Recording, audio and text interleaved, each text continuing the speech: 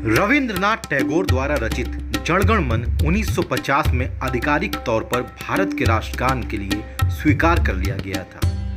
अरुणा आसफ अली ने कहा था कि आज़ादी की लड़ाई के लिए हिंसा अहिंसा की बहस में नहीं पड़ना चाहिए। चंद्रशेखर आजाद ने आवाज बुलंद की थी कि दुश्मन की गोलियों का हम सामना करेंगे, आज़ादी रहे हैं और आज़ाद ही रहेंगे। भगत सिंह की वो बात कभी नहीं भूलनी चाहिए कि क्रांति मानव जाति का अपरिहार्य हक है, आज़ादी सबका कभी ना खत्म होने वाला जन्मसिद्ध अधिकार है। तो वहीं बाल गंगाधर तिलक का कहना था, स्वराज हमारा जन्मसिद्ध अधिकार है। पटेल जी का कहना था कि जब जनता एक हो जाती है तब उसके सामने क्रूर से क्रूर शासन भी नहीं टिक सकता है। बाबा भीमराव अंबेडकर ने कहा था कि जब तक आप सामाजिक स्वतंत्रता नहीं हासिल कर लेते, कानून आपको जो भी स्वतंत्रता देता है वो आपके किसी काम का नहीं। आजादी के वो पल जब पंडित जवाहरलाल नेहरू ने कहा था, आज रात 12 बजे जब सारी दुनिया सो रही होगी, भारत जीवन और स्वतंत्रता की नई सुबह के साथ उठेगा। 15 अगस्त 1947 को नेहरू जी और पटेल जी के अनुरोध के बावजूद भी महात्मा गांधी स्वतंत्रता दिवस के जश्न में शामिल नहीं हुए थे, क्योंकि वह इस समय कलकत्ता में हुए हिंदू मुस्लिम दंगे को रोकने में लगे हुए थे। महात्मा गांधी ने कहा था कि पहले वो आप पर ध्यान नहीं देंगे, फिर वो आप पर हंसेंगे, फिर वो आपसे लड़ेंगे और तब आप जीत जाएंगे। –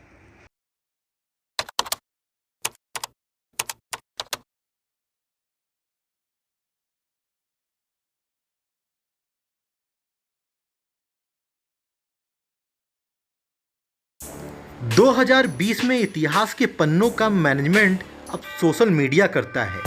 फेक न्यूज फैलाना यहाँ सबसे आसान। अंग्रेजी सरकार से प्रेरित कुछ लोग फेक न्यूज के जरिए एक बार फिर हिंदू मुस्लिम को बांटने की साजिश कर रहे हैं। मैं यही कहूँगा कि सोशल मीडिया की यूनिवर्सिटी से बाहर आइए। यहाँ दूसरी दुनिया भी है और दूसरी दुनिया में कुछ ऐसे लोग भी रहते हैं जो हिंदू मुसलमान की बातें नहीं करते। मुगलों का इतिहास पढ़ना छोड़ दीजिए कि अंग्रेजों ने क्या किया था।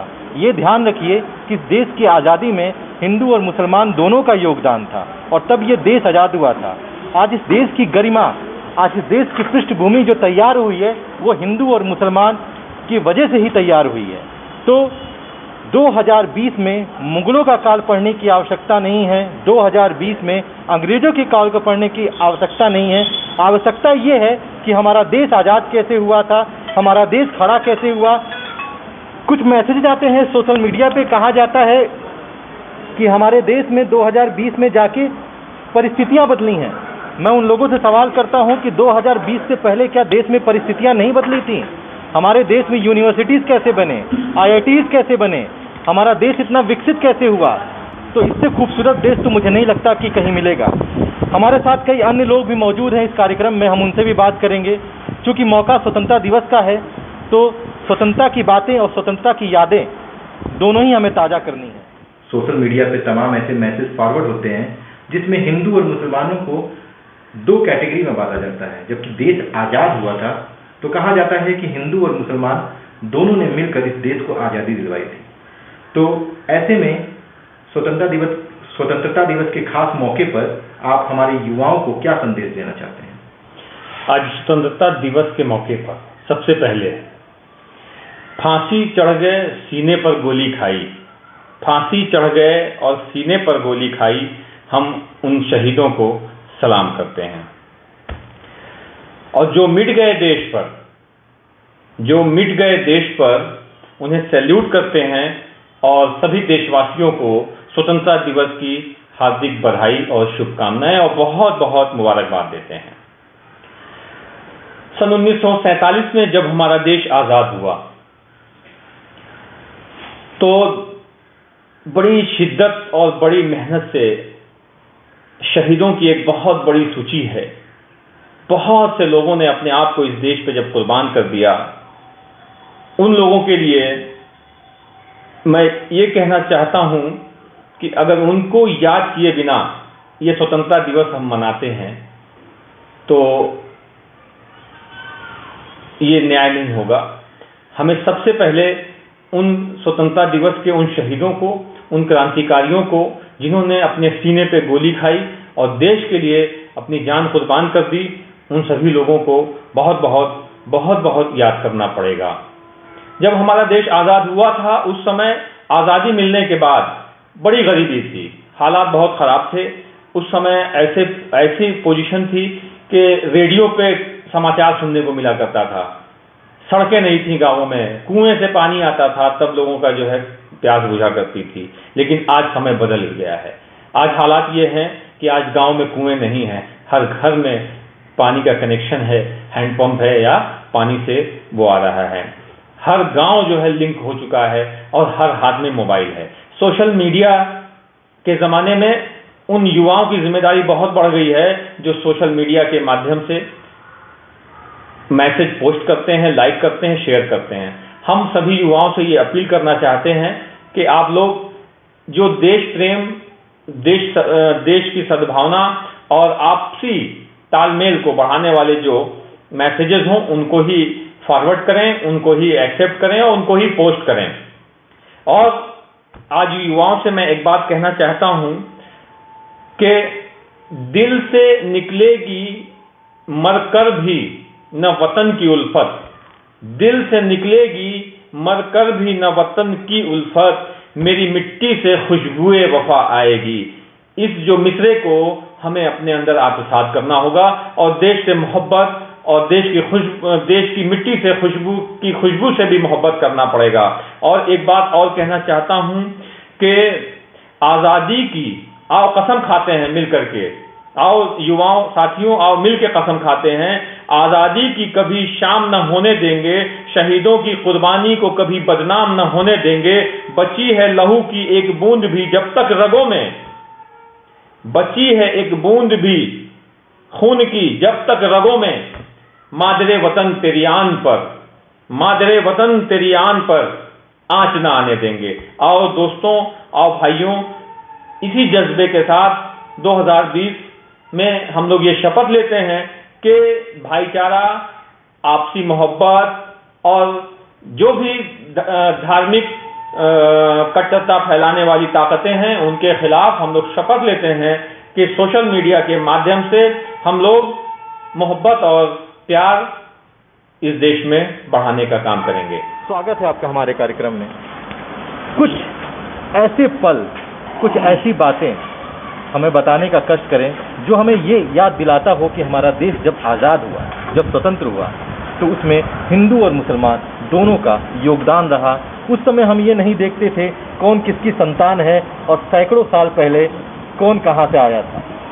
मैं एक शेर पढ़ा हूँ, याद माजी अजाब है यारब, छीन ले मुझसे हाफिजा मेरा। एबीटी न्यूज़ का मैं धन्यवाद देता हूँ कि इस तरह की बातें आप कर रहे हैं, वरना मीडिया वालों को ये भी कहने की हिम्मत नहीं है। इस तरह का जो दौर चल रहा है और जिसमें हम ये सब बातें करते हैं, ये देश के लिए घातक है। मैं मुग़ल ख़ानदान का नहीं हूँ, मुसलमान हूँ, हिंदुस्तानी हूँ और ये विश्व मोहन शर्मा जी का जो है पूर्वज, हमारे पूर्वज एक हैं, मैं इनका भाई हूँ। मेरे खून और इनके खून में जो है फ़र्क नहीं कर पाएंगे आप। और मैं बार बार कहता हूँ कि गाज़ीपुर की धरती, यहाँ से देश के नाम पे चाहे आज़ादी की लड़ाई में हो या पाकिस्तान की लड़ाई हो या चाइना की लड़ाई हो या कारगिल की लड़ाई हो या आज भी बॉर्डर पे सुरक्षा बलों की ज़रूरत हो, इसमें मैं एक नहीं हज़ारों ऐसे मुसलमानों का नाम बताऊंगा जिन्होंने देश के साथ जो है कभी भी जो है अपने को पीछे नहीं किया, सीना दिखाया, पीठ नहीं दिखाया।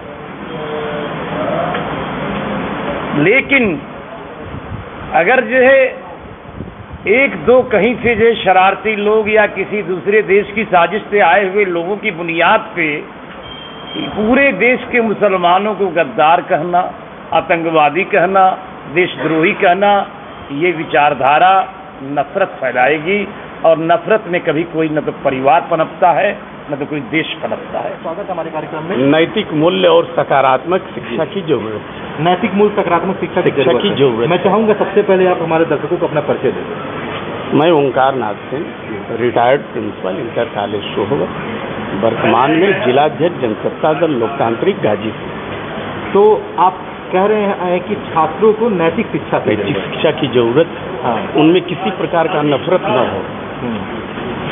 सारे धर्मों के लोग, हिंदू, मुस्लिम, सिख, ईसाई, सभी भाई भाई हैं। सबका योगदान रहा है। इस देश की यही कल्चर रही है, ये संस्कृति रही है। न हिंदू बनेगा न मुसलमान बनेगा, इंसान की औलाद है, इंसान बनेगा। सबसे पहले सर आप अपना परिचय हमारे दर्शकों को दे दें। मेरा नाम विश्व विमोहन शर्मा है और मैं अधिकारी और विश्व स्वतंत्रता संग्राम गाजीपुर जनपद के और इस जनपद के प्रथम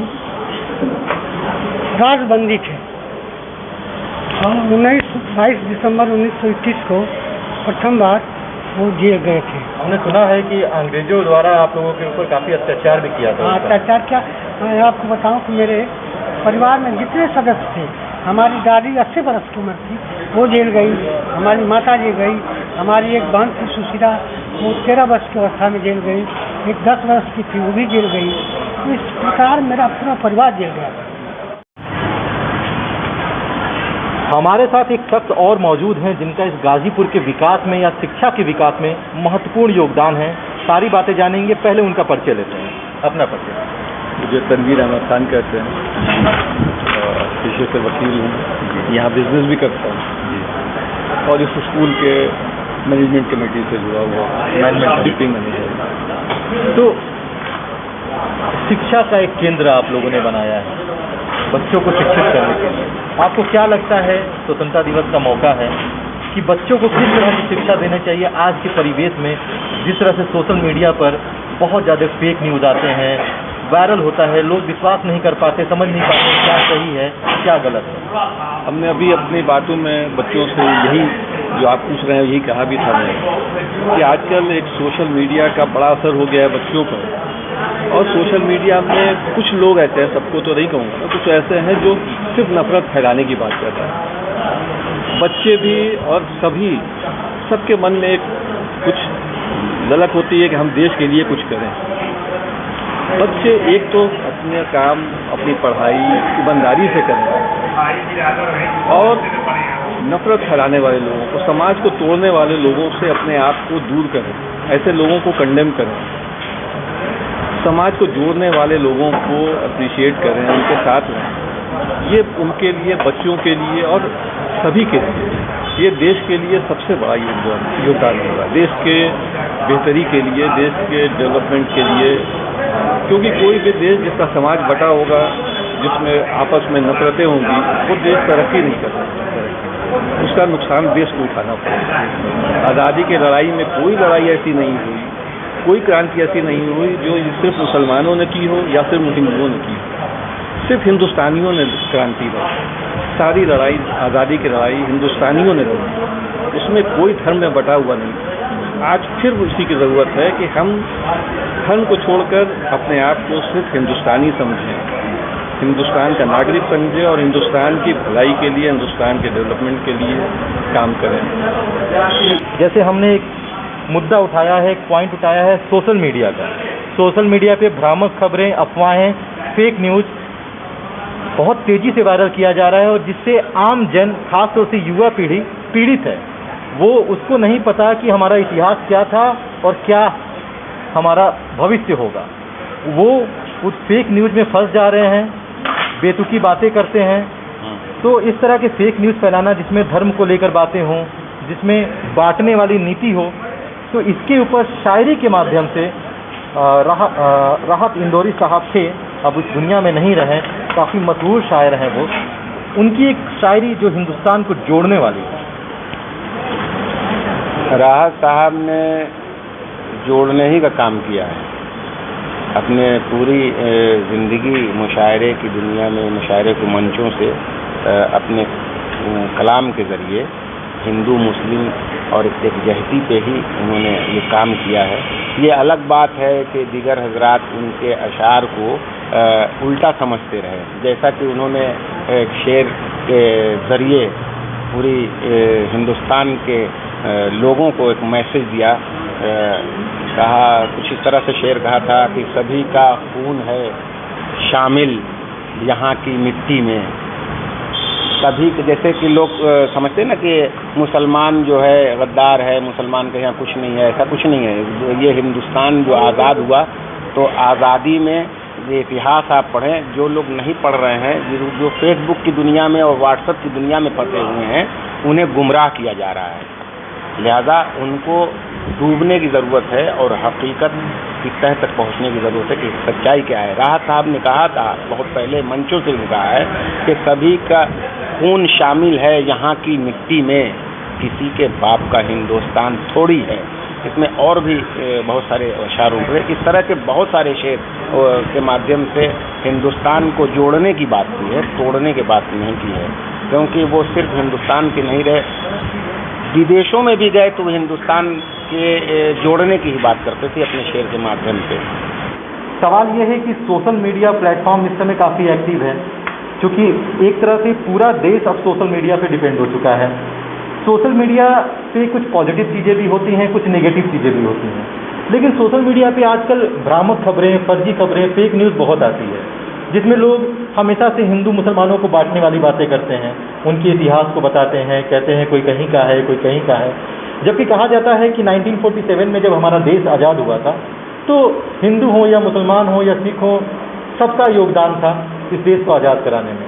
तो आज के युवाओं को जो सोशल मीडिया पे एक्टिव हैं, जो इस तरह के भ्रामक संदेश को पढ़ के वो भटके ना और सही रास्ता पकड़े, ऐसे युवाओं को आप किस तरह का संदेश देना चाहते हैं? देखिए, कल की घटना है, एक उत्तर समाजवादी पार्टी के नेता ने जो बेंगलोर की घटना हुई थी, उस पर उन्होंने कहा था कि जो एक दलित विधायक हैं कांग्रेस के, आप देखते होंगे साइकिल भी अगर पंचर हो जाती है तो प्रियंका गांधी जी का ट्वीट आता है उत्तर प्रदेश में, उनके विधायक का घर जला दिया गया। और उस ट्वीट को या उस आप देखेंगे तो इतना शर्मसार है कि कोई, मुझे नहीं लगता जो हिंदू धर्म को मानता है वो उस चीज़ को देखना पसंद भी करेगा। अगर उस पर उसने कोई आपत्ति जताई तो उस पर सिर कलम करने की उन्होंने उत्तर प्रदेश में समाजवादी पार्टी के नेता ने एक अपील की थी कि जो 51 लाख रुपए देंगे। मुझे लग रहा है कि आज शायद उनकी गिरफ्तारी हो गई और रासुका की कार्रवाई भी उत्तर प्रदेश सरकार द्वारा माननीय योगी जी के द्वारा की जा रही है। तो इस तरह से अगर कार्रवाइयाँ होंगी, जो माननीय मुख्यमंत्री जी के कार्यालय से भी काफ़ी ध्यान दिया जाता है, माननीय मुख्यमंत्री जी ने भी निर्देश दिया है कि ये कोई इस तरह की समाज को बांटने का अगर कोई भी काम करे उस पर कठोर कार्रवाई तो कठोर कार्रवाई होगी। मुझे लगता है कि 2017 के बाद जो उत्तर प्रदेश का माहौल था, जहां रोज़ दंगे होते थे, वो अब आप देख रहे होंगे आगामी 3 साल, जो भी 3 साल बीते हैं, काफ़ी माहौल में परिवर्तन आया है। तो आगे और परिवर्तन आएगा। भ्रामक खबर पे जब कार्रवाइयाँ होंगी तो लोग भ्रामक खबर न फेसबुक पे डालेंगे और न ऐसी हिमाकत करेंगे कि कोई ऐसी आपत्तिजनक चीज़ें लिखे या पोस्ट करे जिससे समाज में दुर्भावना फैले, हिंदू मुस्लिम में या किसी भी जात धर्म में। तो मतलब आपके कहने का मतलब है सबको इससे बचना चाहिए और कहीं ना कहीं इसके पीछे कुछ जनप्रतिनिधि हैं जो जिम्मेदार हैं, जो इस तरह की भ्रामक चीज़ें कर देते हैं और तो उनके समर्थक बहक जाते हैं और भड़क जाते हैं। तो ऐसा नहीं करना चाहिए। देखिए, जो पार्टी के किसी पार्टी से जुड़ा हो, उस पार्टी का भी दायित्व बनता है कि अपने लोगों को इन चीज़ों से दूर रखे और केवल वोट बैंक की राजनीति पार्टी न करे कि अगर वोट बैंक में उसी का कोई कार्यकर्ता फंस जाए तो उसको छोड़ दे। जैसे आप देख रहे होंगे बेंगलोर के विधायक के साथ क्या हुआ। तो इस तरह की चीज़ों से लोगों को बचना चाहिए ताकि लोग एक दूसरे से आपस में, एक दूसरे के साथ जो पीढ़ियों से लोग रह रहे हैं, दुर्भावना उनके अंदर न फैले, एक दूसरे के साथ वो प्रेम व्यवहार से रहें, एक दूसरे के तीज त्यौहार में सहयोग करें। और माननीय मुख्यमंत्री जी ने देखा होगा, आपने कहा, उन्होंने कहा है कि कोई किसी भी धर्म का हो, अपना त्यौहार इच्छा से मनाए, सुरक्षित मनाए और जो भी सहयोग होगा सरकार उसमें सहयोग भी करेगी।